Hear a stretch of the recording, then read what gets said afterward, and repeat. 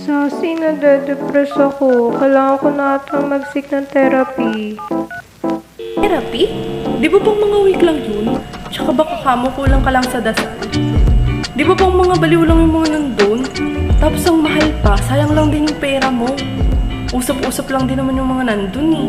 Okay, stop. Here are some misconceptions about therapy and the truth about it. Number 1, seeking professional help is not for the weak. In fact, according to the health psychologists, it's brave and beneficial to get help for your mental health. Simply because by seeking help from a therapist, mas maiintindihan mo yung sarili mo.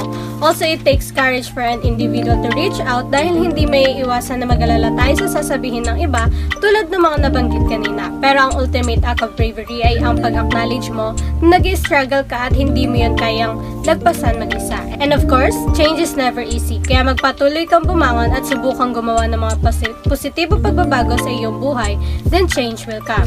Syempre, remember din na your mental health is as important as your physical health dahil maraming mental health problems na nakaka-apekto sa physical health natin.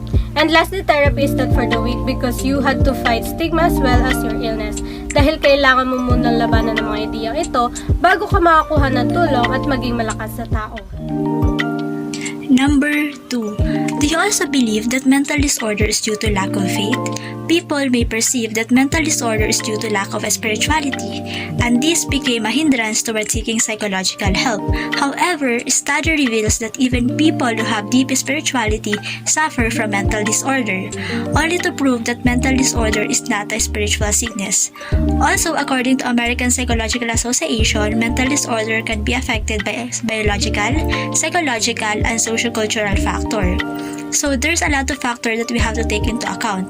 And let's stop romanticizing mental disorder to pray it away mentality because prayer alone is not the answer. Go and seek professional help. Number 3, therapy is for crazy people only. Laging tatandaan na hindi tama ang paggamit ng salitang baliw para sa mga nagsasuffer from a mental health problem. Other than the fact na ang paggamit ng salitang baliw ay nakakasakit, nabibigyan ito ng maling pag-uunawa sa mental illness. Hindi lahat ng tao na mayroong mental disorder ay nagre-resulta sa pag-admit sa mental hospitals. There are many individuals na nagsasuffer from a mental disorder na hindi visible outside the mind. Mental health ay katumbas lang din ng ating physical health.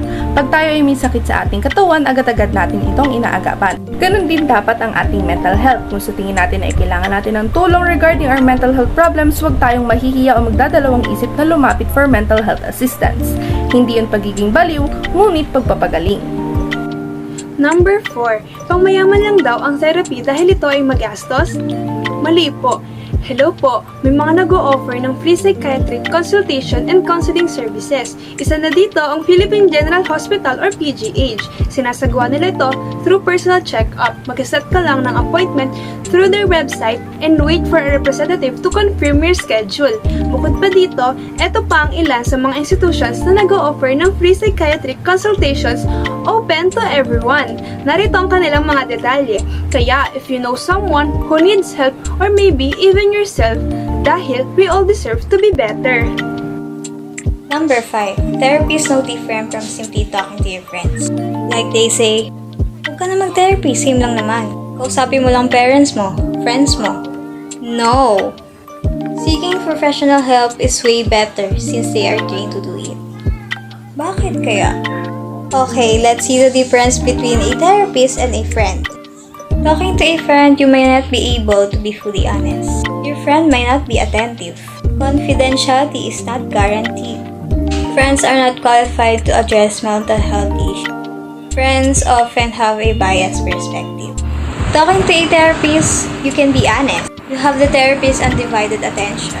You have confidentiality. A therapist is qualified to address major issues.